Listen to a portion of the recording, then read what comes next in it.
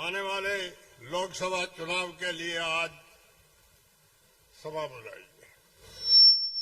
चुनाव एक मामूली बात नहीं है। वोट की कीमत एक मामूली नहीं है। वोट कोई मजाक से नहीं देना चाहिए।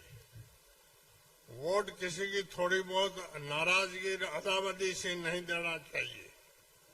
वोट आखिर जाके क्या करेगा, ये बात सोच समझ करके यूज करना चाहिए। अपना कांग्रेस पार्टी का उम्मीदवार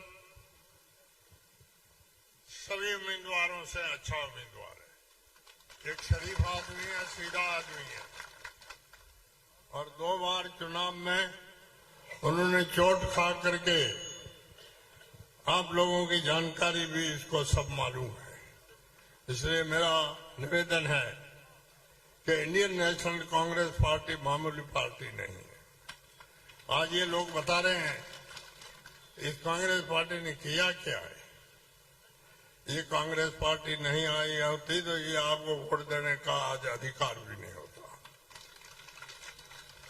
सन 1885 में कांग्रेस पैदा हुई और 70 साल तक हिंदुस्तान की कांग्रेस ने विदेशी हुकूमत से संघर्ष किया, और इस दौरान में हजारों आदमी कांग्रेस के मौत के घाट उतारे गए और लाखों आदमी जेलों में भी जा चुके।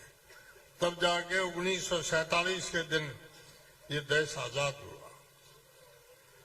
उस आजादी के बाद में पंडित जवाहरलाल नेहरू के नेतृत्व में जन कल्याण सरकार का गठन हुआ, और नेहरू जी ने सभी अच्छे से अच्छे, गरीब से गरीब, कमजोर से कमजोर तबके को मौका दिया। Doctor Bhimrao Ambedkar schedule caste के थे।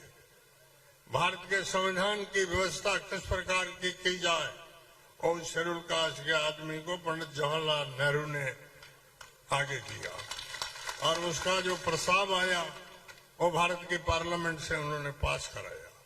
और बिल जो पास होता है विधानसभा में मुख्यमंत्री की जवाबदारी से पास होता है, और देश में बिल कोई पास होता है तो देश के प्रधानमंत्री की सहमति से होता है, उसके बिना नहीं होता है। तो उसके बाद में अपने देश के सदियों से जो गुलाम थे, हरिजन, दलित, उनको इस संविधान की व्यवस्था ने अपने को बराबर किया। आज हिंदुस्तान की धरती पे कोई जाति के हिसाब से ऊंचा और नीचा नहीं है, सभी बराबर है।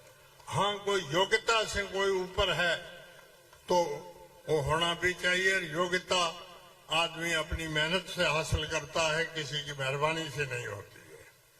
इसलिए कांग्रेस ने लंबी बातें शुरू कर दें, उसका कोई टाइम बिगड़ता है। आपके पास जमीन कहां थी? सन 1952 में जागीरदारी रिजम्पशन एक्ट लागू हुआ, तब आपकी जमीन का सेटलमेंट हुआ, और सेटलमेंट के जरिए जमीन की नाप करके एक एक किसान को खेत का पट्टा मिला, वरना आपके पास पट्टा थोड़ी था। पूरे गांव का एक जागीरदार था, उस जागीरदार के नाम का पट्टा था, आपकी जमीन नहीं थी। और उसके बाद में पीने के पानी का गांव में कुआं खोदने तक की भी कमजोर तबके के लोगों को इजाजत नहीं थी, और इस सरकार ने गांव-गांव और ढाणी-ढाणी पानी की योजनाएं लागू की। हम जिस जमाने में पढ़ते थे, हमने भाई स्कूल आंखों से नहीं देखी। हम महाजनों की पोशाल में गए, हिंदी पढ़ना लिखना सीखे, स्कूल थी ही नहीं। पूरी मारवाड़ के अंदर कोई कॉलेज नहीं था। गंगाराम चौधरी जो रामदान के बेटे थे, ये वकील थे। आपको मालूम है इसने वकालत कहाँ पास की? इसने वकालत कराची से जाके पास की थी। यहाँ कॉलेज होता तो कराची क्यों जाता? तो इस तरह की हजारों, आज आपके बायतू में 3 कॉलेज है, हर तहसील में 3-3, 4 कॉलेज है, हर पंचायत में 2-2, 3-3 हायर सेकेंडरी स्कूल है, और ढाणी-ढाणी में प्राइमरी स्कूल है। तो मेरा कहने का मतलब, इस कांग्रेस ने आपको आगे लाने के लिए, आपकी इज्जत बरकरार और मजबूत रखने के लिए कोई कमी नहीं रखी है, और किसी में चौगनाई और किसी में बुराई करनी है वो चीज बहुत आसान है। और लोगों को बुराई अच्छी लगती है, नेकी करना अच्छी नहीं लगती है। एक मिसाल के तौर पे अपने गांव में एक ओसर होगा, ओसर वाले बेचारे आदमी ने 3 टाइम शक्कर का हलवा खिलाया और जाते वक्त कहते हैं कि बहन जी इसने धूड़ उड़ाड़ी। तो अब इस बात का इलाज क्या?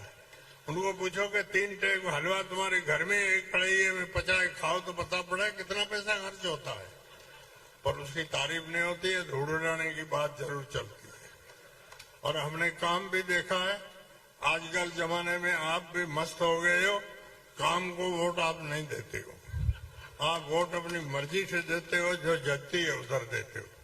तो हमारा तो कहने का मतलब है कि भारत की लोकसभा में अपने उम्मीदवार हम सीधा आदमी है, अच्छा आदमी है, ग्रामीण ख्यालात का आदमी है, इसको जिताने की आप ज्यादा से ज्यादा वोट देके कृपा करें। हमारे रमजान का महीना है, इसलिए हम ज्यादा बोलते हैं तो प्यास लगती है, कम ही बोलूंगा। आप लोगों को बहुत बहुत धन्यवाद। जय